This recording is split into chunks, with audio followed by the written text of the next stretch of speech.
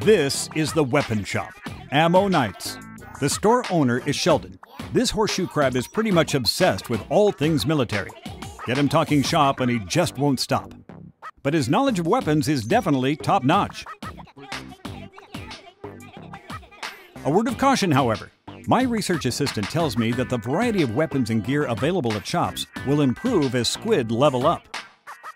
Next, I'll lecture on some weapons his shop carries.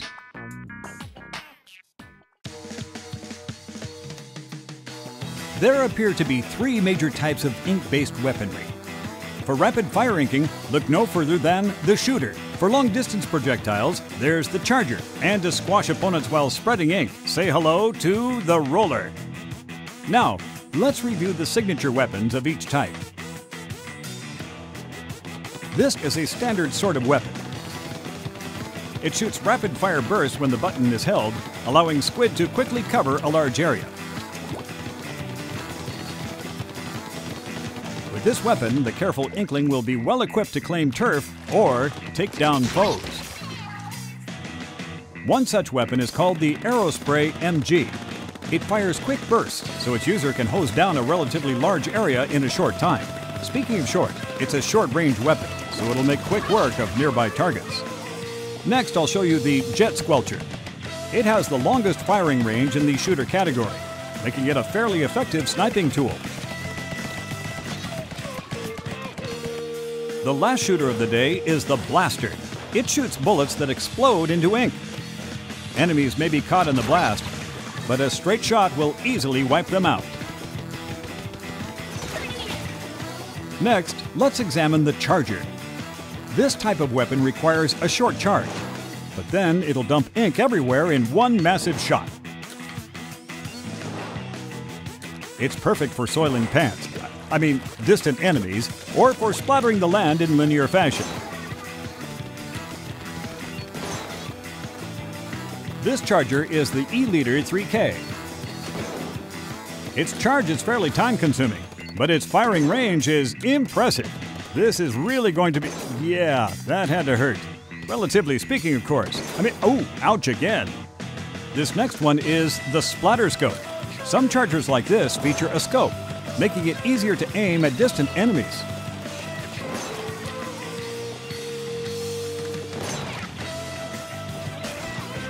Last, but definitely not least, the Roller is a great weapon for advancing forward while marking turf and steamrolling opponents.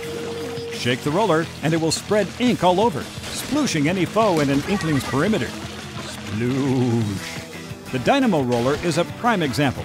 It's a tank of a roller that chugs along slowly while deflecting incoming fire when shaken.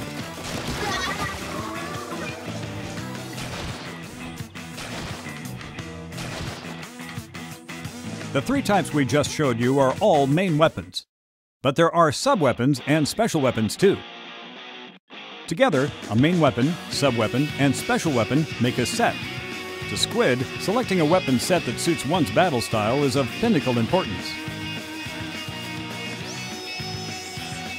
Sub-weapons consume a relatively large amount of ink. The amount depends on what type is used. There are 9 sub-weapon types, including some gadgets and support tools that have the scientific community geeking out. One fine example is the suction bomb. It sticks to walls and other surfaces, exploding shortly after. Now, for a different thing that goes boom, try the burst bomb. It may not be as powerful as others, but it explodes on contact and uses less ink, allowing an Inkling to throw them in rapid succession. The point sensor is a support tool. It doesn't attack, but it does locate sneaky enemies and shares that information with all teammates.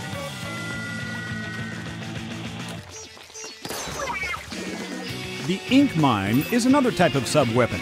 It's invisible to opponents when it's on the ground, detonating after a certain amount of time, or automatically when enemies pass by. The Squid Beacon is handy too. Set one down and teammates can super jump straight to it. And finally, the Disruptor doesn't damage rival squid, but it will slow them down a bit and lower their abilities as well. Special weapons are perhaps the most intriguing of all. They can only be used after filling up a gauge by covering the ground with ink.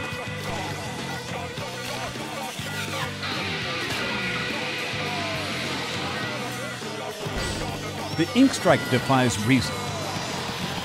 Touch a location on the Wii U gamepad map, and a rocket will be shot there, creating a fearsome ink tornado.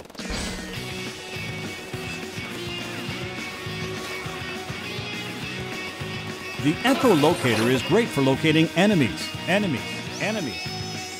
For a limited time, it allows an entire team to see their foes' locations. The bubbler is pretty self-explanatory.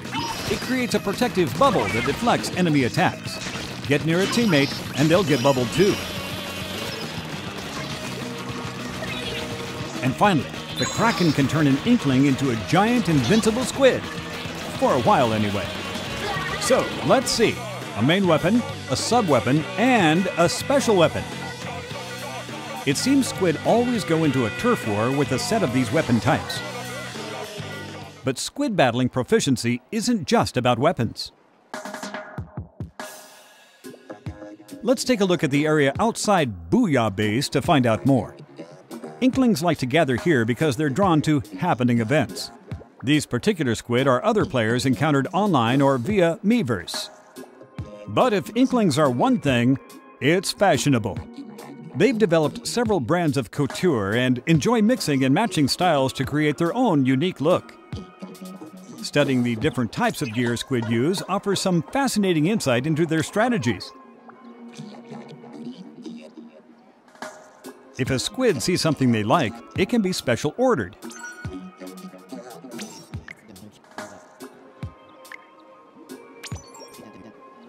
A closer look reveals icons on this gear. These denote what I like to call abilities.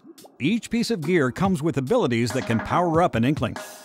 There are many types of gear abilities. For example, if a piece of gear increases ink efficiency, the lucky Inkling who has it equipped will consume less ink than usual when using a main weapon.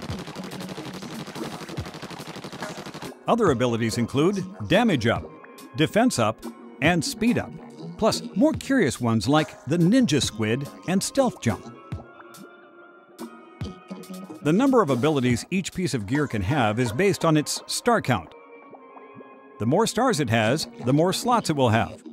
Up to 4 abilities can be equipped per piece of gear. However, other than the first one equipped, abilities are assigned at random. Frequent usage of the same gear apparently generates more abilities to equip. In this way, squid can level up a piece of gear to enhance its strength or make up for its weaknesses. And so, gear combinations can improve one's strategy. By the way, I suppose I should explain who this mysterious fellow is. His name is Spike, and somehow he can increase the number of slots allotted to gear. That said, one can't make a request without a super sea snail.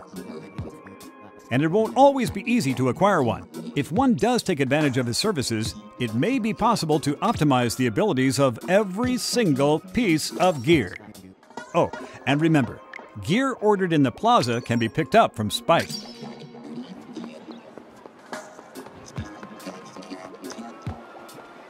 Wait, did you see that?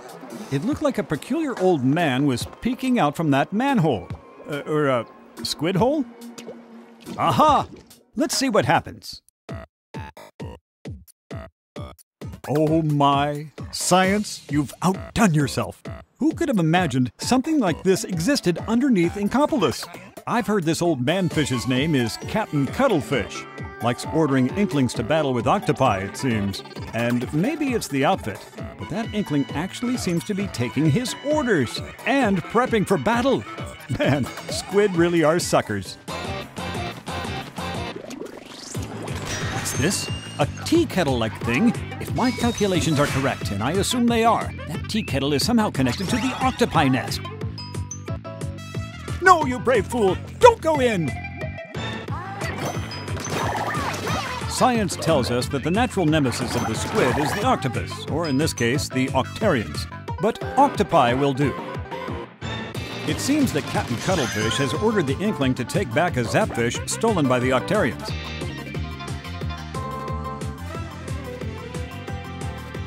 There are many types of these octopi, and they'll use whatever arms necessary to stop the Inklings. They do have plenty to spare.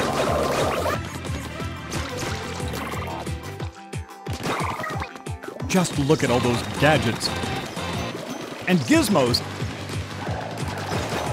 and thingamajigs.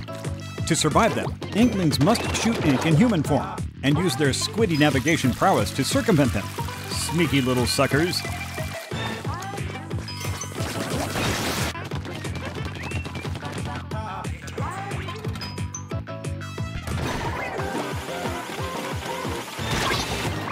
With Captain Cuttlefish's expert advice, they may just take back that zapfish.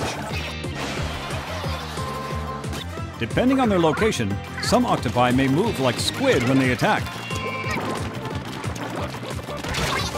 Or they may be a bit more powerful. Worse, gigantic weaponized squid boss, anyone?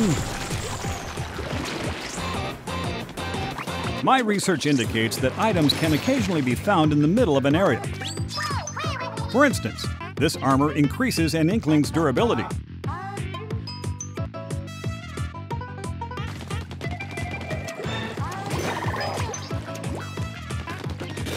Looks like there are other helpful items too, like the bubbler or other special weapons.